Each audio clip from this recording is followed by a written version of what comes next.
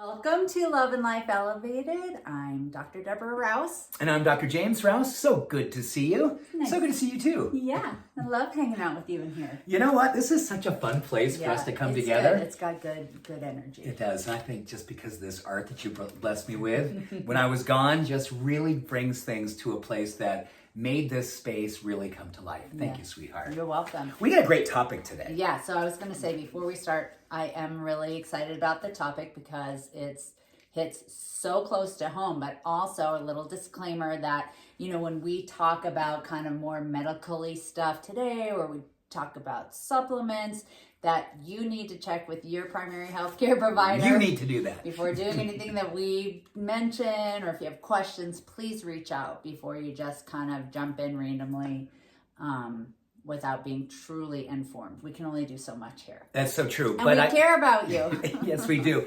And I know every single one of us today, everyone who's listening, is an expert in this subject, stress. Stress. We're talking about cortisol specifically today and how stress impacts cortisol levels and how that manifests and shows up in our lives. Yeah, I think what's really interesting and also sobering is just over these last number of years, there's been a normalizing of high cortisol, chronically high cortisol, just based on so many factors in life, things that are happening in life, things that the speed of life has brought in. So we really want to give you an opportunity today to help yourself unpack what does cortisol do to us when we leave it unchecked, and what are the powerful things that we can do, the fun, powerful, inspiring things that we can do every single day to help lower and manage cortisol helpfully. Yes, and let's back up just a little bit. First, what I want to say is cortisol is a steroid hormone that is produced mainly in the adrenals, and the adrenals are little glands that sit on top of our kidneys. Now, it's produced a tiny bit in some of our, ovaries and testes and so forth, our brain, but that's mostly where it comes from. And so, yes, it's really important, and we're mostly going to talk about high cortisol levels that happen under stress, but I want to touch a little bit also at the end of this on low cortisol levels, because I can just tell you right here, right now, I've done the full loop. I think when you're overstressed for too long and your cortisol levels are maxed out, they can totally tank and hit the ground. That's when you get adrenal burnout, adrenal fatigue, and actually your adrenals are like, what cortisol? Like, we can't even mount that stress response. And that's equally, if not like harder to figure out and remedy. So true. So really what we want to kind of lay the foundation with today, and honey, that's so important, is really encouraging every one of us today to think about our self-care as the best response to managing cortisol, managing our stress. And I think this is a time in everyone's life where many of us know that we are too tired to keep running, but we're too scared to stop. But stopping everything is not feasible. But how do you live a full, rich, vital life and really manage stress helpfully? And it begins with taking responsibility, really managing how it is that you look at yourself, self-awareness, self-acceptance. Where is your state of your union right now between mind, body, and emotions, and what you can do starting today? And hopefully, these are things you're gonna go, oh my gosh, really? That'll help? So many of these things are things that we probably wouldn't manage without knowing how powerful they are. True. And why should you care? You may know you're stressed, but it's like, yeah, everybody's stressed. Well, here's what stress does in your body. It decreases your immune system. It increases aging, inflammation, decreases metabolism, sets you up for an increased risk of chronic diseases like heart disease, diabetes. Did I already say ages you? Yeah. It can really interrupt your sleep. So all these things that really have to do with longevity, high levels of cortisol over a long term can really interfere with health optimization. Yeah, how do you want to start, baby? I've got a great list of things that we can do. I'll add, I'll nod, I'll agree. And I want to start with we'll do a whole show on this shortly. It's sleep. And prioritizing healthy sleep patterns is number one. And there's been so much research over the last decade, but particularly the last 3 years. I was looking at some data on how a good night's rest is the full reset for our nervous system and really trains our adrenals and places where cortisol will happen to really know appropriate responses to stress versus an over-exaggeration response to stress.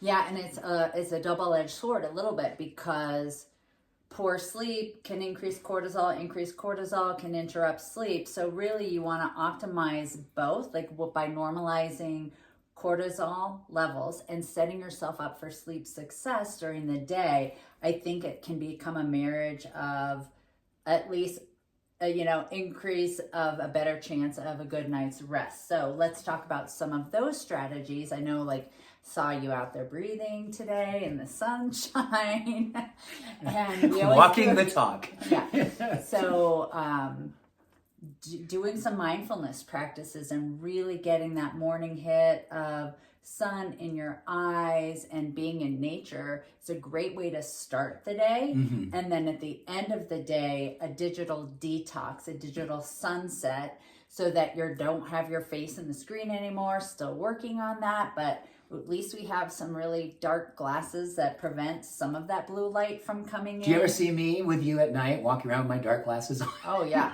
We can't watch a movie at 6 p.m. without the dark light glasses on. It's a beautiful thing. Yeah. And just something to kind of take to heart right now. Research shows that a lot of us will do so much better with stress management when we do what we know we should be doing. Literally, I think most people are really understanding the fact that when we have our phones in our faces at bedtime, it is not helping our sleep. We also know that eating late and having alcohol before bed also does not help our sleep.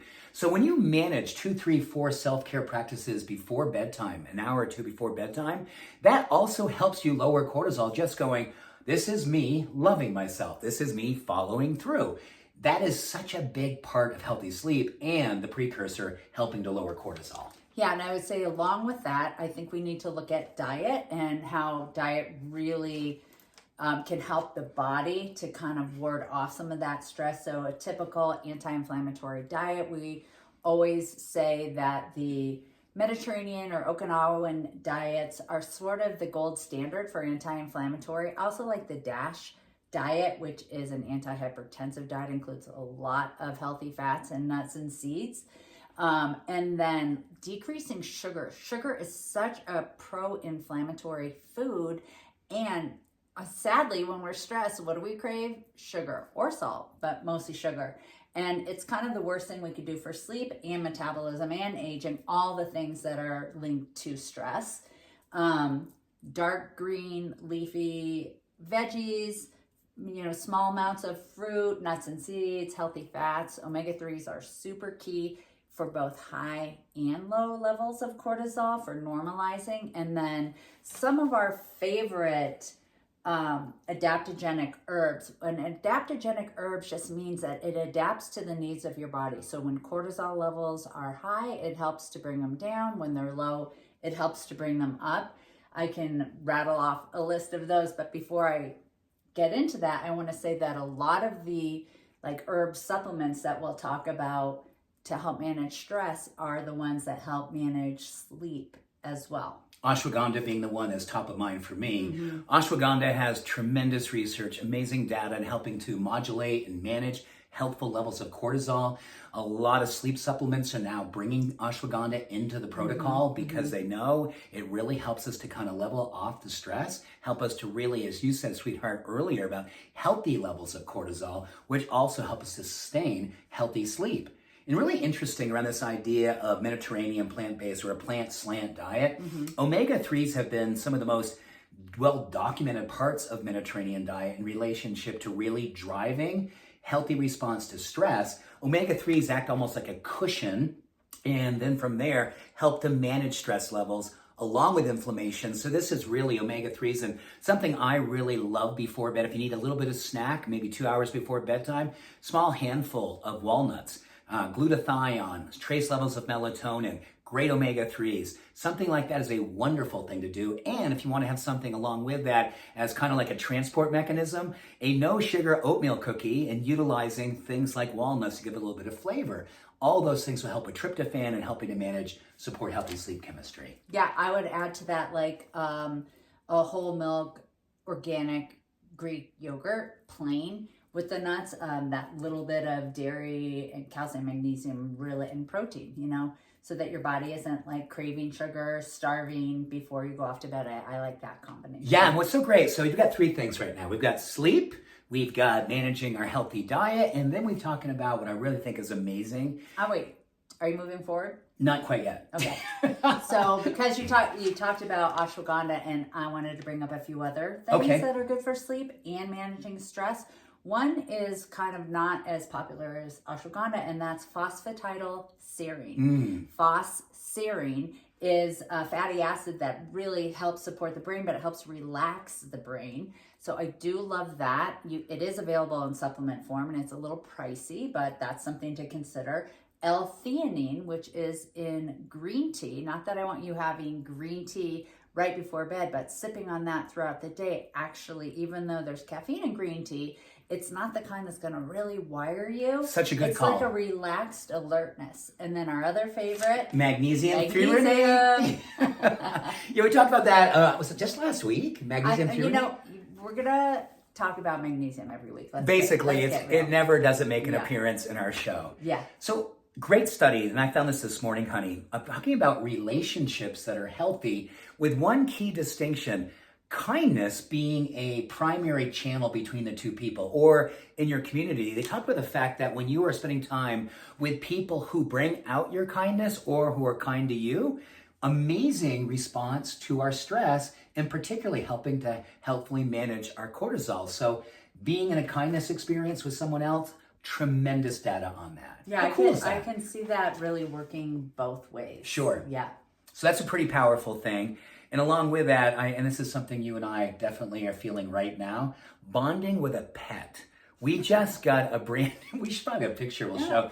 I did. There's a picture in the last episode at the very end. I showed a picture of Bear. Okay, so Bear is our new pug, who is 8 weeks old now? 9 weeks? We've called him 8 weeks for like 10 weeks now. I don't know. I can't keep track. He's probably almost 10 weeks. He is the ultimate cortisol manager, cortisol modulator. He's amazing. So they talk a lot about when you come home from work. It's a really cool study about just windows where cortisol levels tend to really have a greater vulnerability. And it was really interesting when you come home from work and the first thing you do, maybe, you go to see your sweetie, your lover, whatever that person, family member, but also just taking a few moments and connecting with your pet, just petting or holding or just loving on. Oh my goodness. Tremendous response to our adrenals. How's that? I mean, looking at Bear, I can see that because his cuteness level is so high. But in terms of, he's just such a biter. Yes, he is. He just is teething so much. So it's not really relaxing, except for late at night when we've really tired him out. But that is a fun example to know. Certainly our rescue dog is the perfect. Shanti, who's with Sanskrit for peace. Oh my goodness, she is such a love. Yes, she's so great. She's so great. Another one was great, honey, laughter. Very, very interesting how laughter helps to modulate cortisol. And really, really interesting. I did a study on this. Gosh, I didn't do the study, but I read the study about when you're little, how often you laugh. Like as a child, like a grammar school kid, maybe even 4, 5, 6 years old. And how as we get older, the repetitions or the amount of laughter that we have literally drops to a fraction by the time we hit our mid-20s.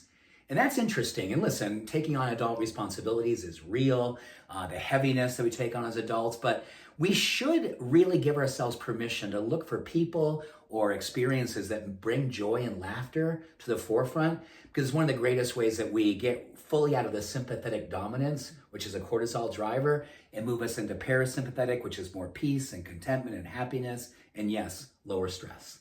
Yeah, for sure. I mean, there's a reason why laughter therapy is a thing now, right? And joy workshops, because it's effective. Yeah. So, honey, I think one of the things that we love to talk about, just the two of us together, anytime that you and I have spontaneous laughter, or there's something that brings us to laughter, gosh, do we love it, right? We hug after that. We go, isn't that the best? Yeah. A really good laugh. We've had some really good laughs. We've had some really good laughs. Yeah. Another thing I read about, mindfulness meditation.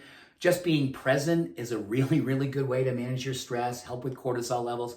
And I think the Harvard study speaks to the fact that the average person is only present about 49% of their life, or either in future fear or past regret, is a big part of why chronic stress has become normalized. Well, and back to one of the problems with high cortisol long term is that it can really lead to a decrease in muscle mass.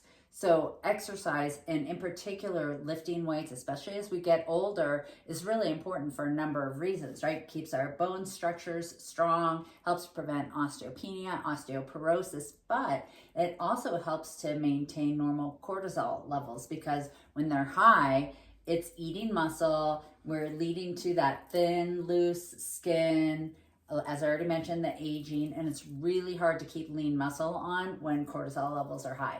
Interesting enough, one of the greatest ways that we actually help to modulate stress with exercise is taking a slow, mindful walk. Tremendous data on this. In fact, they were talking about the fact that when Buddhist walking meditation was done with just regular people who, after a stressful event, didn't go out there and do a speed walking, go out and do wind sprints. They simply just went outdoors and walked slowly for as little as 12 minutes. They came back with a complete cortisol reset. And I think a lot of us, maybe after a hard day's work, coming home kind of stressed, before you walk into the house, just take a slow walk down the driveway or behind your house and just breathe slowly, walk it out, and then come in. You're going to be a much better person who comes into the house, and you're going to feel better about yourself, how you present to the people that you love on the other side of the door. Yeah, perfect. So I want to talk briefly about low cortisol levels, because Certainly. I think I can be a poster child from that. So I'm someone who hasn't managed stress well for a long time, like way too long. It's something I have embodied probably since I was a kid. So at times cortisol is in my toes, like it's non-existent. And if you look at the list of how that manifests, it's like, do you have this? Check, yes. check. Okay, so increased fatigue, low blood pressure, mood changes. So, you might just be feeling sad, fatigued, hypoglycemia, digestive issues, brain fog, hair loss, decreased immune response or immune system. So what do you do when it's low like that? Well, it's kind of similar when you look at those adaptogenic herbs. So aside from ashwagandha, we love rhodiola. We like vitamin B5, B6 are really healthy nutrition for the adrenal glands. So those kind of act as adaptogens, and good B complex is a great recommendation. Back to magnesium. What else can you think of? I think that's really, to me, that's my hit list. Oh, I know, biggie. Licorice root. Oh my gosh. So licorice root is great. However, if you have high blood pressure, that's something that you do want to avoid. Exactly. I think the whole family of adaptogenic herbs, we should do a thing on that sometime shortly, because they are really, to me, the botanicals of the time that we're living in. And interesting enough, there's also a lot of research that speaks to the fact that when you're in a place of growth mindset, like here we are doing this right now, you're learning, you're evolving, you're hopefully being open to new ideas. There is so much that is happening for us when we get out of perfectionism or needing to know everything or thinking we should know everything. And self-compassion, self-acceptance, radical self-acceptance is tremendously helpful for stress management.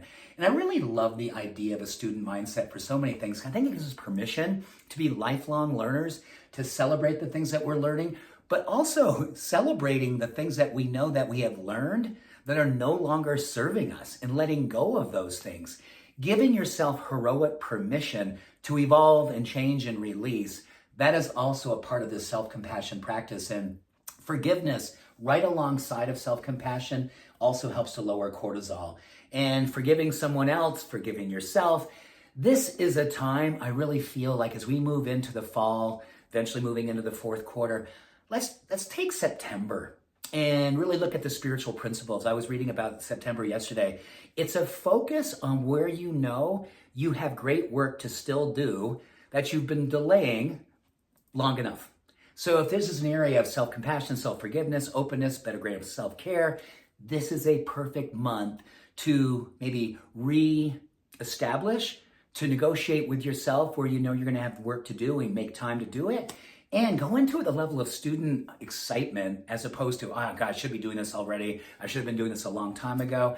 Doesn't even matter anymore. This is our time to really up-level the way that we take good care of ourselves. Yeah, I love that sort of back to school mindset. Right? Oh my gosh, you made me think about that. That's perfect. Back to life school.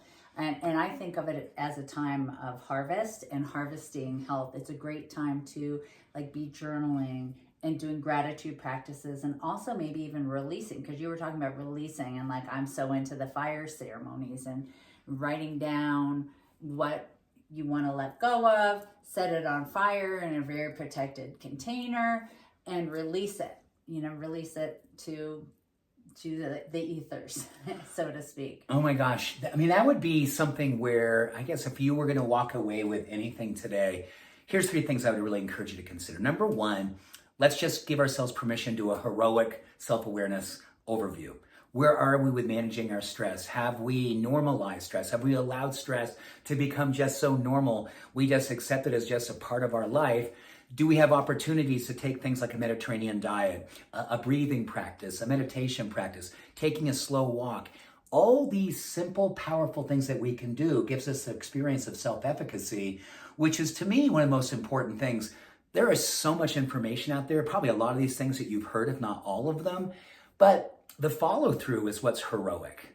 Just really giving yourself permission to take information and then weave it in the fabric of who you are and use it to transform your life.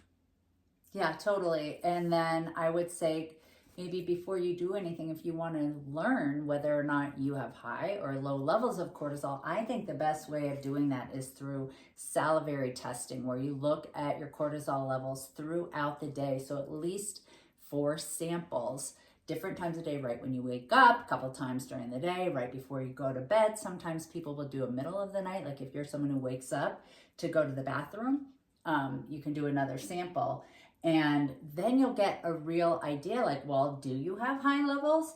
Are they toast? Are they like hardly existent? And then we'll look at one more thing. I would recommend either salivary or blood tests. Blood tests for cortisol, for me, aren't that great, Not because it sensitive just shows you where it is in that moment. And cortisol is just one of those hormones that really fluctuates throughout the day, but its partner, DHEA, cortisol often overrides DHEA, and so you may, as a result, again, poster child here, your DHEA levels may get crushed when cortisol levels kind of just override it for so long. So that's another good one to check. More important as we're getting older, but I have seen lower levels in some of my younger patients as well. So yeah, before you kind of dive into doing anything, aside from the lifestyle and diet ideas that are good to do anyway, Mediterranean diet, daily exercise, meditation, mindfulness, journaling, those are great no matter what. Those are important, high, low, all over. That's gonna help. But I love education. I love learning about what's going on in my body. So I would talk to your practitioner about like what would it look like for you to have your levels tested. That is such valuable information. And lastly, the one I want to leave you with is what we do here every Wednesday. And frankly, we love to do it every single day in the Treehouse. And that is the data that supports having a spiritual practice. Anything that you ritualize that makes you a better person, helps you to feel more possible, augments your human potential, gives you a greater connection with something bigger than yourself. Research shows that a spiritual community and or a spiritual practice or both is a wonderful way to help us to healthfully manage stress, and in particular help us to manage and keep cortisol levels at a healthy place. So just being in a place like this once a week is going to help you. Us connecting, us opening, us being vulnerable at the work that we're all doing, giving ourselves permission to realize that we always heal and evolve better together. So thank you for joining us. Thank you. Thank you. It was a wonderful show. Yes, I love you. I love you. We love you. Take care. Have a beautiful Wednesday and a great week. We'll see you next Wednesday. Bye for now.